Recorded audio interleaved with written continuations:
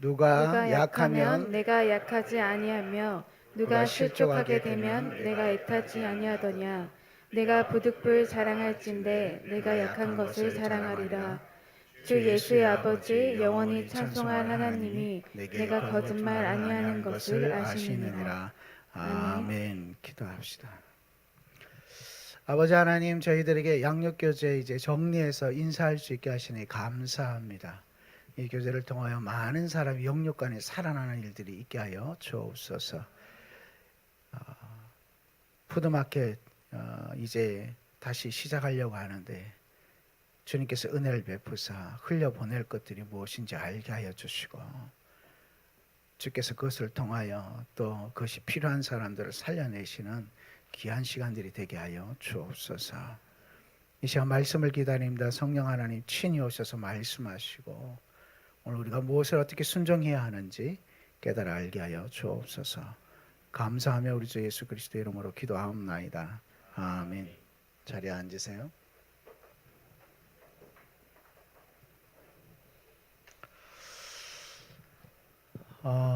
오늘 말씀은 찬양으로부터 좀 시작하려고 그럽니다. 주중에 찬양 한 곡을 소개를 받았어요. 소개하시는 분이 이 찬양을 소개하면서 제 간증이에요.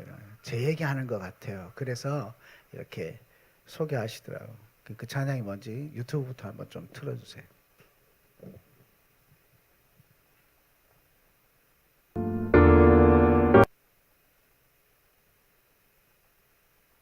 아, 4층에 유튜브 소리가 안 나갈 수 있습니다. 죄송합니다.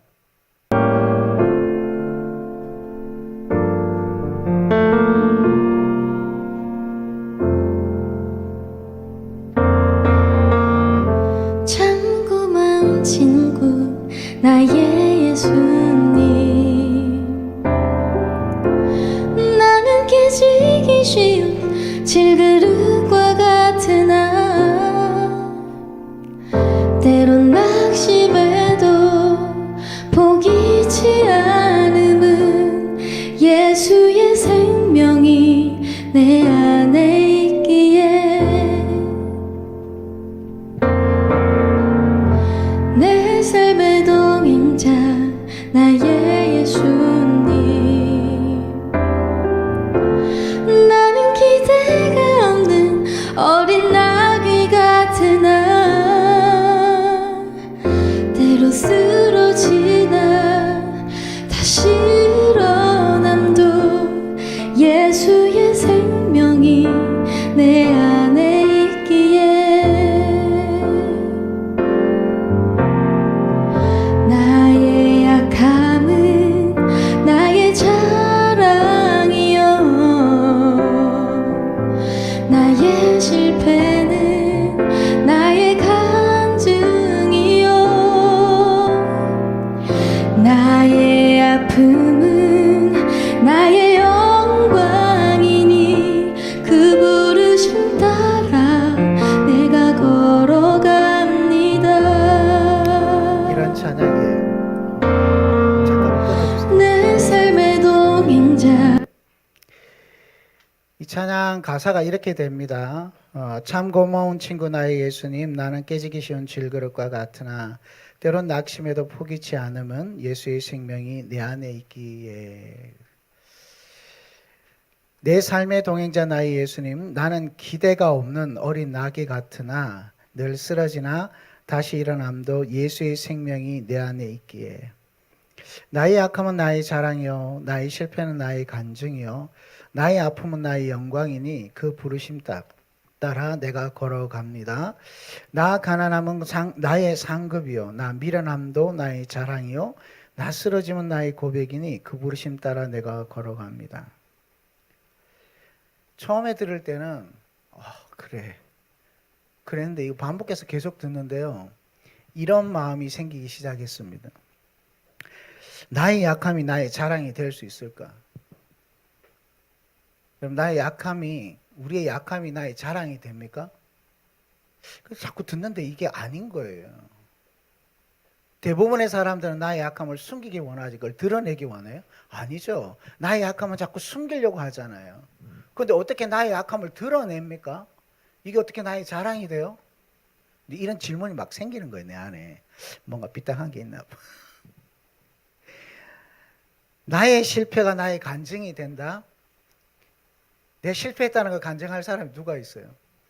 성공했던 걸 간증하겠지. 이렇게 했더니 하나님이 내게 이런 영광의 자리를 보내셨습니다. 뭐 이렇게 얘기하고 싶어 하지. 내가 실패했다는 걸 누가 이걸 간증이라고 얘기하겠어? 나의 아픈 것이 나의 영광이 됩니까? 아픈 게 어떻게 영광이 돼요? 물론 아픈 것 중에 드러내도 되는 게 있지만 드러내면 이렇게 뭐랄까 위축되고 사람들 앞에서 나의 부족함이 드러나서 부끄러워지고 하는 아픔도 있는데 그 아픔을 어떻게 드러내고 그것이 내 영광이 돼요. 나의 미련함이 나의 자랑이라고요? 미련한 걸 드러내면 욕만 먹지. 이걸 어떻게 나의 쓰러짐이 나의 고백이 됩니까? 여러분 한 주간 잘 살으셨어요? 예. 그런데 한 주간 살다가 보면 신앙생활하다 쓰러지는 경우가 많거든. 쓰러진다는 게 뭐예요? 하나님 은혜도 있고 하나님이 나와 동행하신다는 것도 잊어버리고 그냥 세상 흘러가는 대로 살다가 불평하고 원망하고 좌절하고 그런 상태에서 하나님 앞에 나와 있어요. 그럼 죄책감만 가득하지 그 쓰러짐이 내 고백이 돼요? 이 찬양 들으면 들을수록 이게 어떻게 가능한가라는 거예요.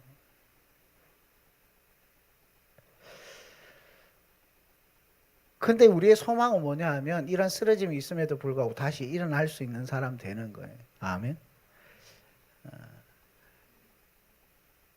담임 목사가 되고 나는데 하나님 주신 한 가지 마음이 있는데 이건 부교육자 때는 도대체 알 수 없는 마음, 아비의 마음이라고 하시는 건데 성도들의 연약함이 드러나서 성도들이 이렇게 자기 아픔, 자기 연약함 그 가운데서 막 힘들어 하잖아요.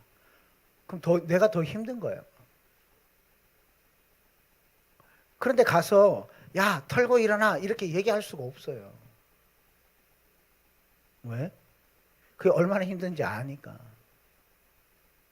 하나님 앞에 제대로 서보려고 바둥거리다가 어느 날 넘어졌어요.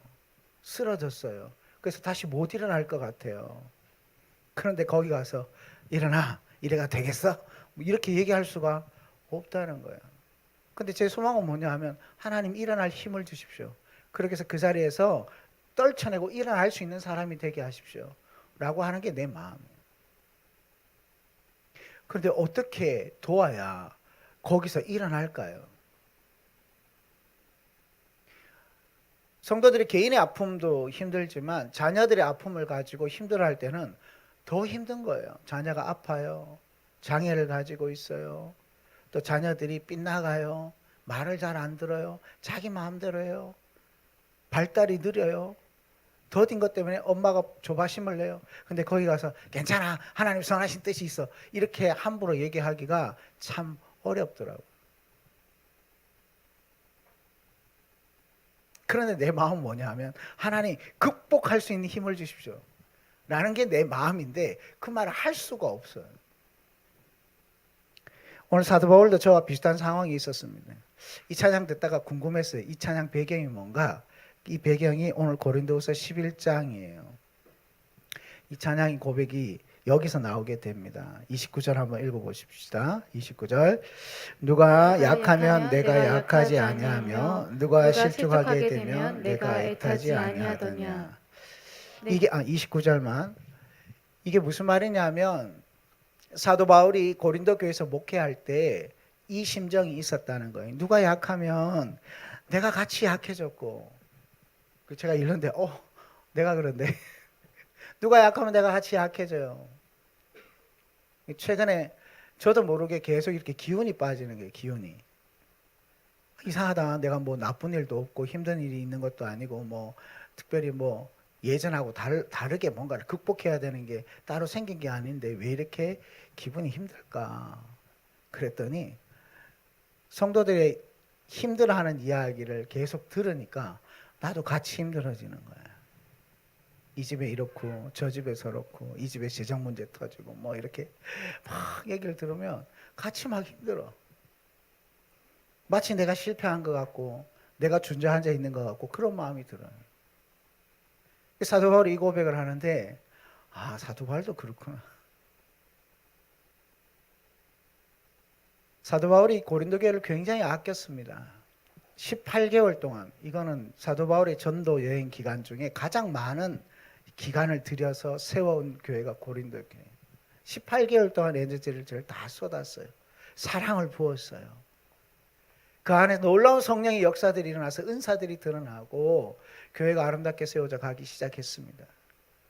근데 그때 내가 너희 가운데 있을 때 그렇게 하지 않았냐? 누가 약하면 내가 같이 약해지고 누가 실족하면 내가 막 애타서 그를 세우고 싶어 하지만 사람의 힘으로 세울 수 있는 게 아니기 때문에. 아, 사도 바울도 그렇구나. 이 사도 바울이 얼마나 놀라운 사람이에요.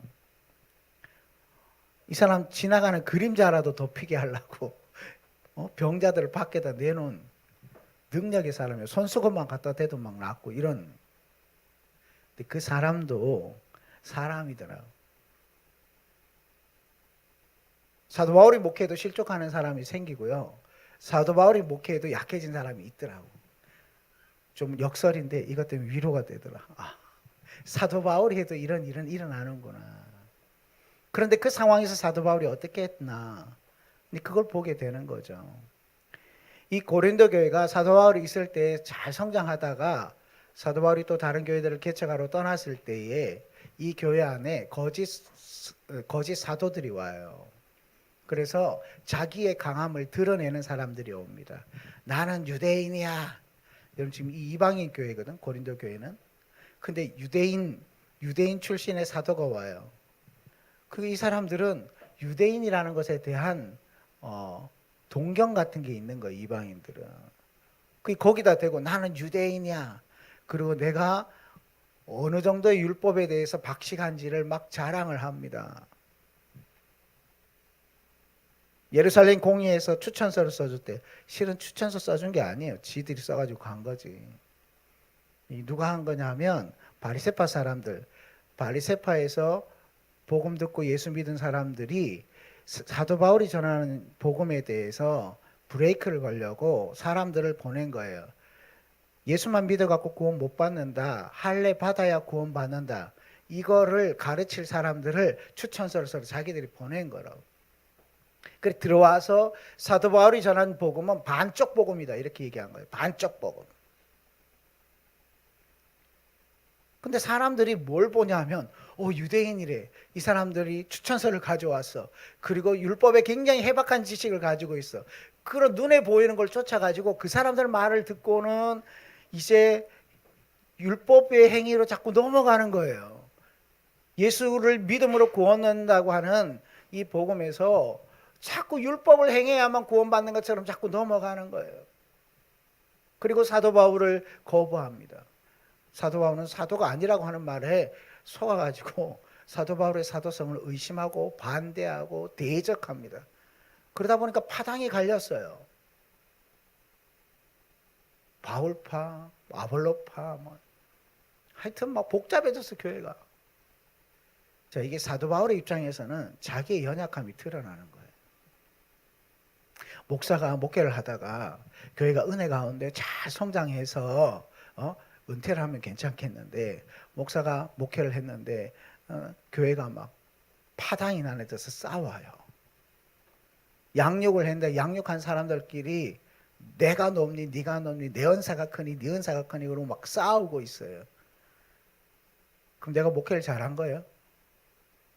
나 못한 거예요. 잘못한 거예요. 이 약함이 드러나는 이 시간에 사도 바울이 무엇을 하고 있냐면 정말 이해 안 되는 말을 한마디 하죠. 30절 같이 한번 읽어볼까요? 내가 부득불 자랑할진대 내가 약한 것을 자랑하리라. 한 번 더 읽어봅시다. 내가 부득불 자랑할진대 내가 약한 것을 자랑하리라. 내가 부득불 자랑하는데 내가 약한 것을 자랑하겠다 이렇게 얘기했어요. 실은 앞에 여기 보면 애탄다는 표현 안에 분노도 같이 들어있어요. 분노. 지금 고린도 교회가 그 거짓 선지자들의 얘기를 듣고 이 흔들리는 것을 보고 그 거짓 선지자들에 대한 분노도 같이 포함되어 있는, 감정이 포함되어 있는 말인데, 이 고린도 교회가 답답한 짓을 하는 거예요. 인간이 내가 얼마나 강한지를 증명하는 말을 듣고 혹 가서, 우리로 얘기하면 학벌, 내가 어느 학교 나왔고 내가 어느 정도 배웠고 내가 어느 정도, 특별히 이 사람들은 자기들이 은사 받았다고 은사에 대해서 막 얘기를 해야 되는데, 사도 바울이 볼 때는 웃기는 짓을 하는데도 불구하고 이 고린도 교회는 또 그거 따라가는 거예요. 이런 어리석은 짓 하는 것을 보고는 사도 바울이 나의 약한 걸 자랑하겠다. 그리고 뭘 자랑하기 시작하냐 하면 자기 병이 있는 걸 자랑해요. 병. 나 병이 있다. 이 병을 간질이라고 보시는 분도 있고 안질로 보시는 분도 있어요. 안질은 그 다메섹에서 예수님 만났을 때 눈에 문제가 생겼잖아요. 안수받고 치료했지만 그 뒤로 아마 그 후유증이 남아 있었을 거라고는 추측하시는 분들이 계셔서 안질이라고 그러는데 거의 대부분 간질로 봐요. 여러분 간질 환자 보셨어요? 예, 저는 제 친구가 간질 환자가 있어서 잘 알아요. 가다 갑자기 막 탁 쓰러져서 발작을 해요. 그러면 먼저 해야 되는 게 뭐냐면 입에다 수건을 빨리 물려야 돼. 혀를 깨물기 때문에 수건을 빨리 물려야 돼. 그리고 팔을 이렇게 펴줘야 돼요. 자, 목사가 설교하다가 간질이 발작을 했어요. 누워서 막 발작을 해서 사람들이 와서 막 도와야 돼요. 조금 시간이 지나면 가라앉거든요. 그리고 또 일어나서 또 설교를 해요. 설교가 돼요. 지금 자기의 사도성을 공격하는 사람들, 사도 바울의 연약함을 책잡으려고 건수 잡으려고 막 사람들이 보고 있는데, 걷다 대고 지금 나의 약함을 자랑한다 그러고 자기 병이 있음을 드러내. 하나님 앞에 기도했는데 하나님이 이 병은 안 고쳐주더라 하는 것까지 드러내요. 그러면 상대방에서 뭐라고 생각하겠어요?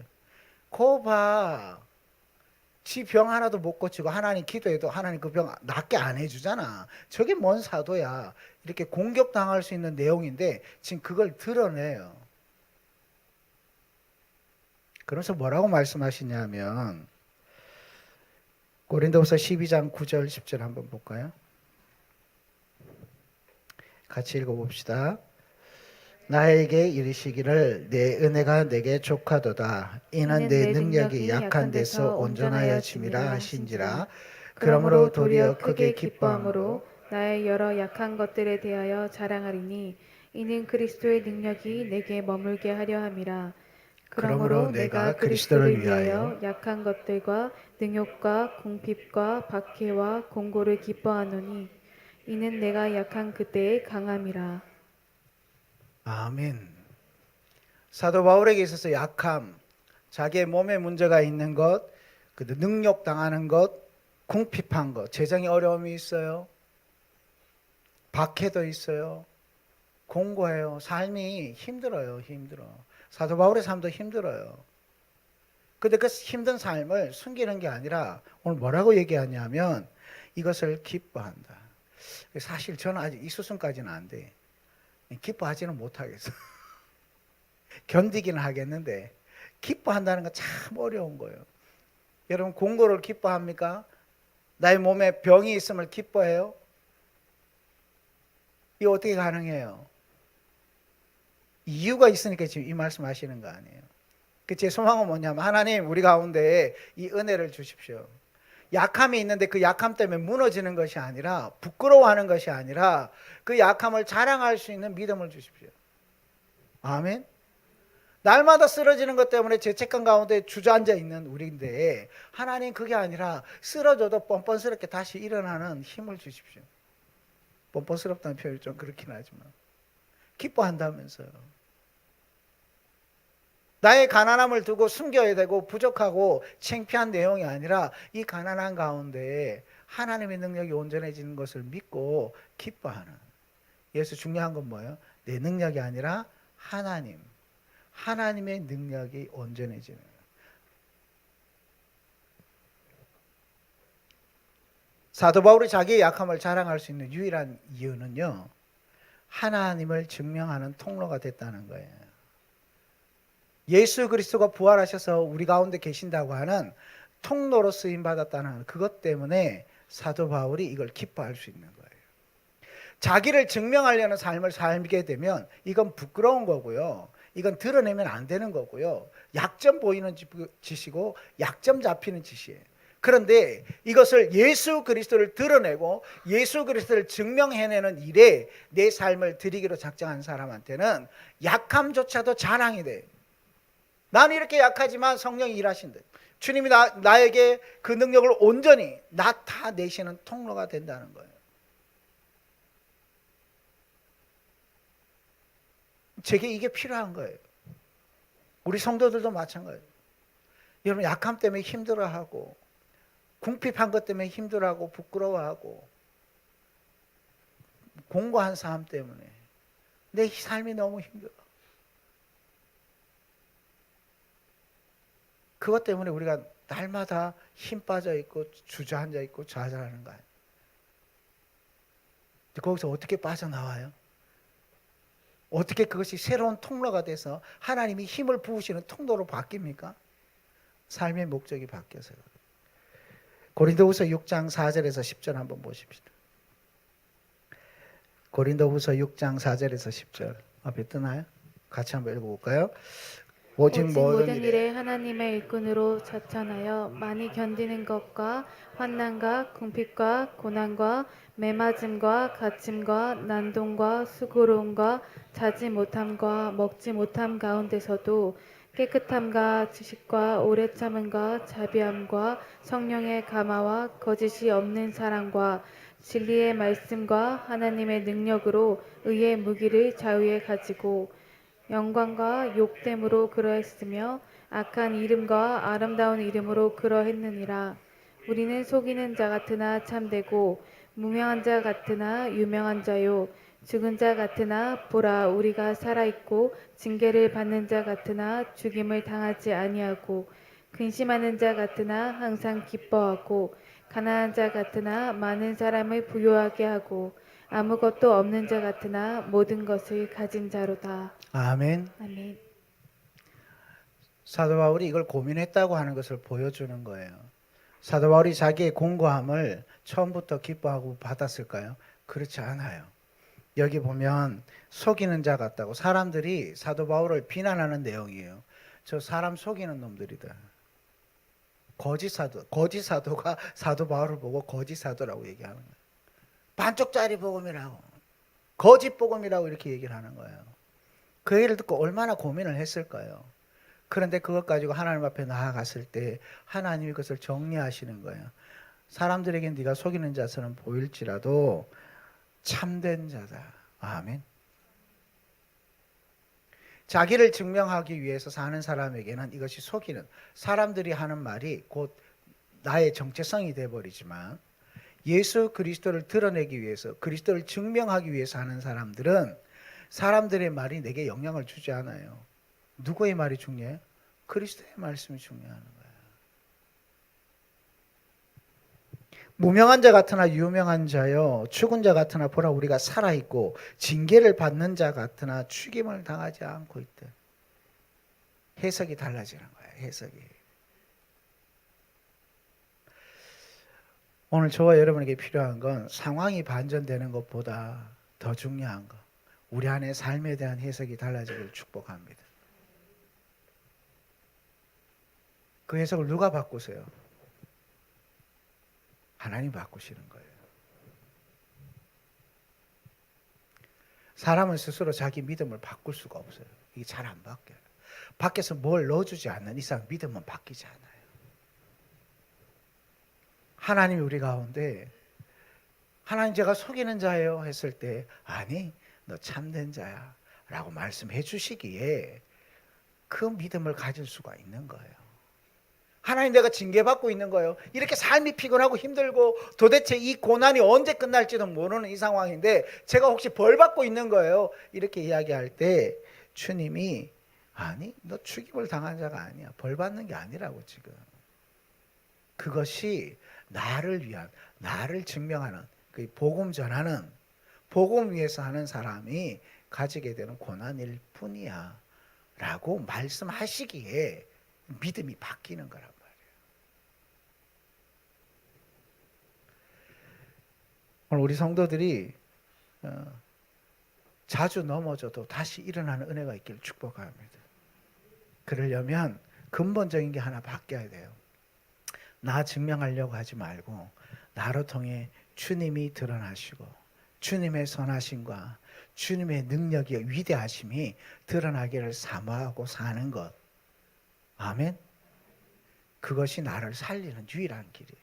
그게 오늘 가사에 보면 예수의 생명이 내 안에 있기 때문입니다. 이렇게 고백해요. 제가 이걸 쭉 정리하고 난 뒤에 다시 이 찬양을 듣는데 가사가 깊이 들어오기 시작하더라고요. 자, 한번 보세요. 가사 다시 띄워줘 보세요.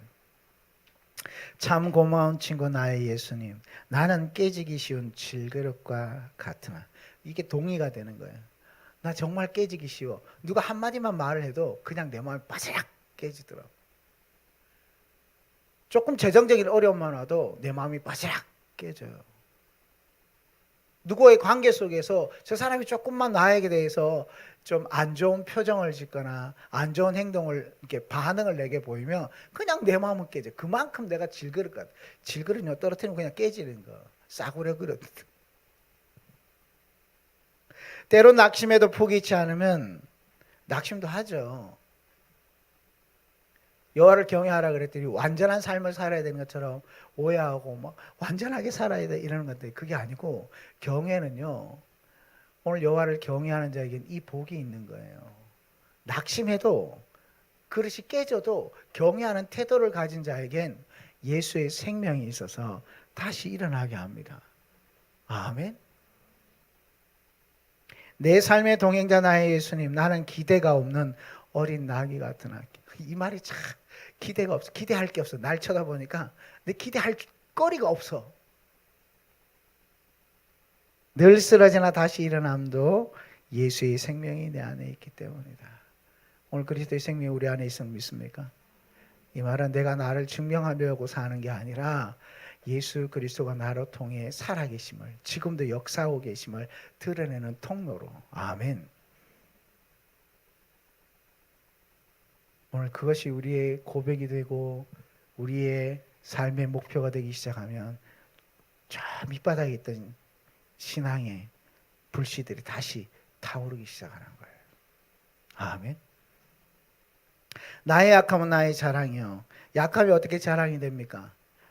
예수 그리스도가 그 약한 가운데 강함을 나타내시는 거예요. 아멘. 이것은 사도 바울만 고백한 게 아닙니다. 닉 부이치치라고 아시죠?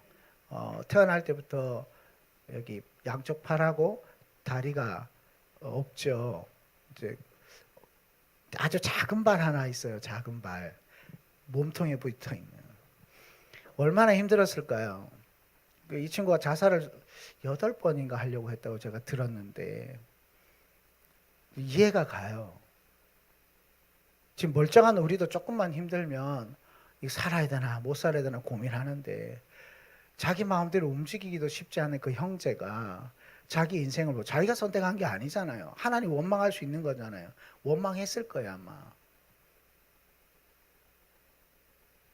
그런데 그 친구 어떻게 바뀌었냐 그랬더니 하나님을 인격적으로 만나고 하나님이 자기를 어떤 존재로 보시는지를 알고 난 뒤부터 그가 바뀌기 시작했어요. 물론 그의 부모님이 대단하긴 하세요. 어머님이. 닉 부치체가 넘어지면 이렇게 세워주지는 않습니다. 시간이 걸리고 좀 힘들겠지만 너 일어날 수 있다고 해보라고 계속 기다려줬대요. 사실 사람이 넘어졌다 일어서는 게 뭐 대단한 일이에요. 근데 그분에게 넘어졌다 일어서는 것은 굉장히 힘든 일이에요.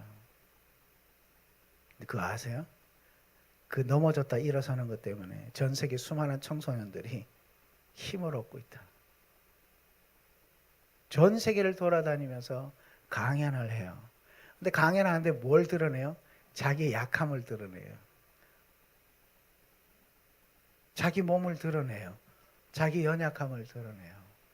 그리고 그들 앞에서 넘어져줘요.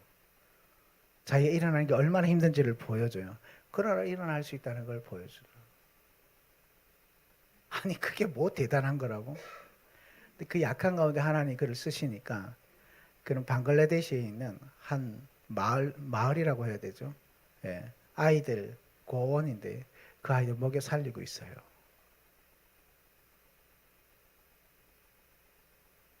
그의 약함을 드러내요.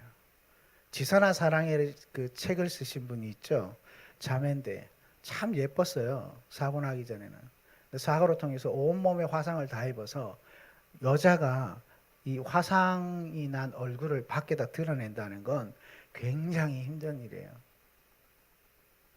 근데 지금 그분 한동대 교수님으로 계시더라고요.